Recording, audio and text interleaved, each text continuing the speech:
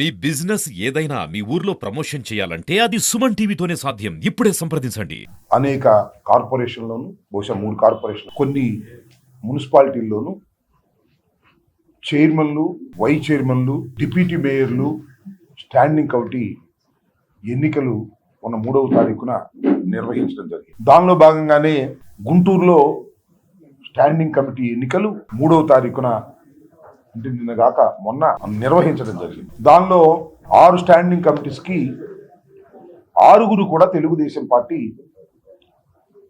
గెలిచారు. ఇక్కడ ఒక చిన్న విషయాన్ని నేను మీకు ప్రస్తావన చేయాలి.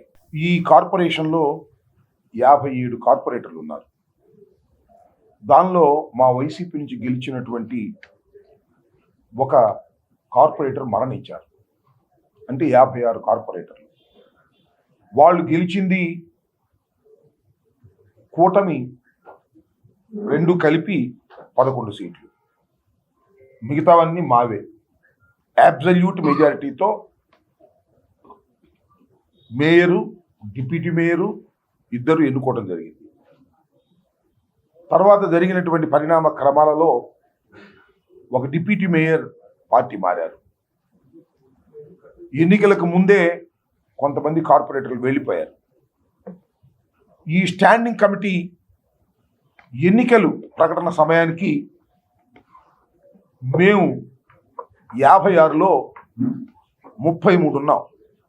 అంటే వాళ్ళ అధికారం వచ్చిన తర్వాత కూడా మా పక్షాన నిలబడిన వారు 33 మంది, ఒక ఇండిపెండెంటు, 32 మంది ఫ్యాను గుర్తు మీద గెలిచిన వారు. ఆ దశలో నోటిఫికేషన్ వచ్చింది, నామినేషన్లు వేశాం. ఇక బెదిరింపుల పర్వం, కొనుగోలు పర్వం, డబ్బులు ఇస్తామని ఫోన్లు చేయటం చేశారు. కొంతమందికి డైరెక్ట్గానే డబ్బులు ఇచ్చి వారి మెడల్లో కండవాలు వేశారు. మీకు తెలుసు, బహిరంగంగానే ఎంపీ గారు వెళ్ళి కండవ వేశారు, ఎమ్మెల్యేలు ఇళ్ళకెళ్ళి వాళ్ళని బతిమలాడుకుని కండువాలు వేశారు, వాళ్ళకు ప్రలోభాలు పెట్టారు. అయినా వాళ్ళు పోగా కూడా మాకు 28 మంది ఉన్నారు. ఇటు 28 మంది, అటు 28 మంది. మేము ఈ 28 మందిని కాపాడుకోవడం కోసం క్యాంప్ పెట్టాం. వాళ్ళు కూడా క్యాంప్ పెట్టారు. అప్పుడే తేలిపోయింది వాళ్ళు డబ్బులు ఇచ్చి కొనాలని ప్రయత్నం చేస్తున్నారని. సరే, 28 లాటరీ అవుతుందేమోనని మేము అనుకున్నాం. మా ఎమ్మటే వచ్చారు, మా కండువాలే వేసుకున్నారు. మా పార్టీ తరపునే గెలిచిన వారు 4 క్రాస్ ఓట్ చేశారు. ఇది మమ్మల్ని చాలా బాధించినటువంటి అంశంని మనం చేస్తున్నాం. మమ్మల్నే కాదు, నిజమైన వైఎస్ఆర్ కాంగ్రెస్ పార్టీ కార్యకర్తలందరూ కూడా ఈ విషయాన్ని బాధపడాలని మనం వచ్చాం. ఎందుకంటే డైరెక్ట్గా ప్రలోభాలకు లోనై పార్టీ మారిన వాళ్ళు ఉన్నారు, దుర్మార్గులు మారినవాళ్ళు. మా ఎమ్మటే వచ్చారు, మాతో పాటే ఉన్నారు, లోపలికి లొట్టేశారు. ఇది దుర్మార్గం, అనైతికం. అది అనైతికం, దానికన్నా ఘోరమైనటువంటి మోసం. దీన్ని మమ్మల్ని తీవ్రంగా కలిచివేసిందనే విషయాన్ని పత్రికల ద్వారా చెప్పదలుచుకున్నాను. ఎస్, మీకు ఇష్టం లేదు, పార్టీ మారటం అనేది చట్ట విరుద్ధం, యాంటీ డిఫెక్షన్ లా ఉన్నా కూడా అమలు కావట్లా ఈ దేశంలో. దురదృష్టవశాత్తు ఎంపీలు మారుతున్నారు, ఎమ్మెల్యేలు మారుతున్నారు, కార్పొరేట్లు మారుతున్నారు, కానీ యాంటీ డిఫెక్షన్ లా మాత్రం వర్తించటం లేదు. దురదృష్టం అంటున్నా. అది చట్టాన్ని తీసుకొచ్చారు కానీ అమలుకు మాత్రం సాధ్యం కావట్లేదు. అది అలాంటి పరిస్థితుల్లో కొంతమంది మారిపోయిన వాళ్ళు మాకు కనపడతా ఉన్నారు.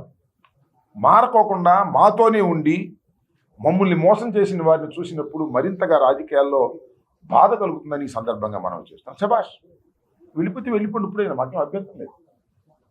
ఆ 4 మేము మనవి చేస్తున్నాం, అంతరాత్మ ప్రబోధం చేసుకోండి. ఇప్పటికైనా ఎస్, మేము వైసీపీ తరపున గెలిచాం, ఏదైనా మేము ఉంటాం. 600 అయినా 106 అయినా, పడవ మునిగిపోయినా పడవ మునిగిపోకపోయినా మేము ఉంటాం అంటారా? ఉండండి. లేదు, కండవలేసి వెళ్ళిపోతారా? వెళ్ళిపోండి. క్లారిటీ ఉండాలి అనేది నా భావన. వాళ్ళు చూస్తున్నాం మనం, మొన్న ఏదో ఎమ్మెల్యే గారు చెప్పారని చెప్తున్నారు. అయిపోయింది, టైం వచ్చేసింది దగ్గరికి అని.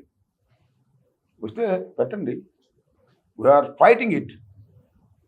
నేను మనవి చేస్తున్నా, చంద్రబాబు నాయుడు గారు 2014లో అధికారంలోకి వచ్చినప్పుడు నాకు బాగా గుర్తు, జిల్లా పరిషత్తులు, మండలాలు దౌర్జన్యాలు చేసి, అన్యాయాలు చేసి, కొట్టి కైవసం చేసుకున్నారు.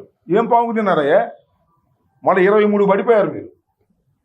ఇవాళ 5 సంవత్సరాలకు గాను గెలిచినటువంటి మేయర్ని మీరు దించాలనుకుంటే అవిశ్వాస తీర్మానం పెట్టొచ్చు, కానీ మేయర్ కౌన్సిలర్గా, కార్పొరేటర్గా ఎన్నిసార్లు గెలిచావే?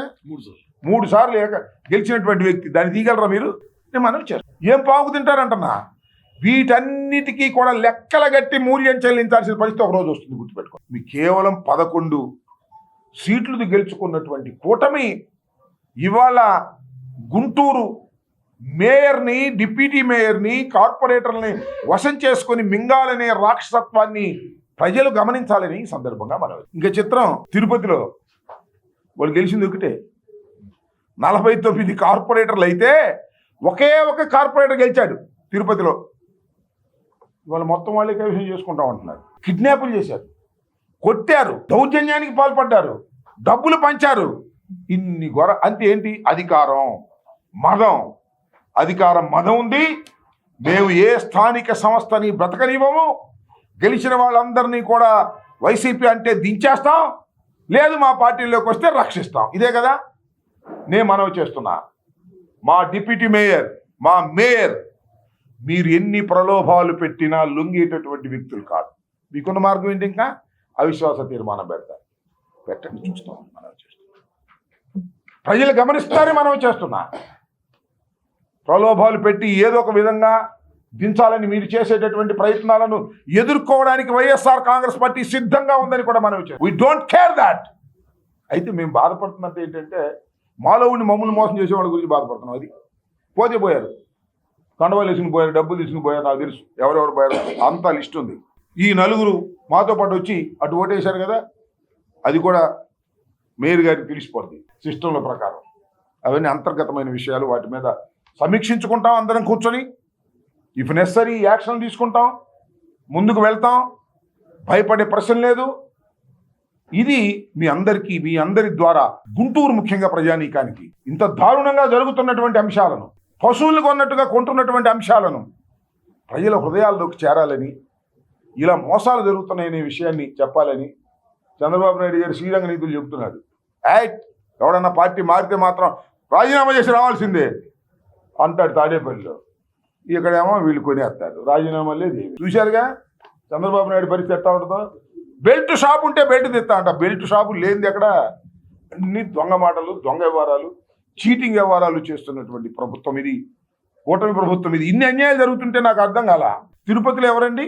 జనసేన కదా గెలిచింది. తిరుపతిలో ఇన్ని దౌర్జన్యాలు జరుగుతున్నాయి కదా. 49లో 48 సీట్లు గెలుచుకున్నటువంటి వైఎస్ఆర్ కాంగ్రెస్ పార్టీనేమో పక్కకు పోయింది. ఒక్క సీటు గెలుచుకున్న వాళ్ళేమో డిప్యూటీ మేయర్ ఎన్నికలో గెలిచారు. ఇది ప్రజాస్వామ్యమా? ఏమండి, ఆ తిరుపతిలో గెలిచినటువంటి జనసేన అడుగుతా ఉన్నా, ఆ జనసేన పార్టీ అధ్యక్షుడు డిప్యూటీ సీఎం గారిని అడుగుతా ఉన్నా, అయ్యా పవన్ కళ్యాణ్ గారు, ఇంత ఘోరం జరుగుతుంటే మాట్లాడవే, సైలెంట్ మోడ్లో ఉన్నామే, మాట్లాడలా. ఇంత అన్యాయం, ఇంత ఘోరం జరుగుతూ ఉంటే ఈజ్ ఇన్ సైలెంట్ మోడ్.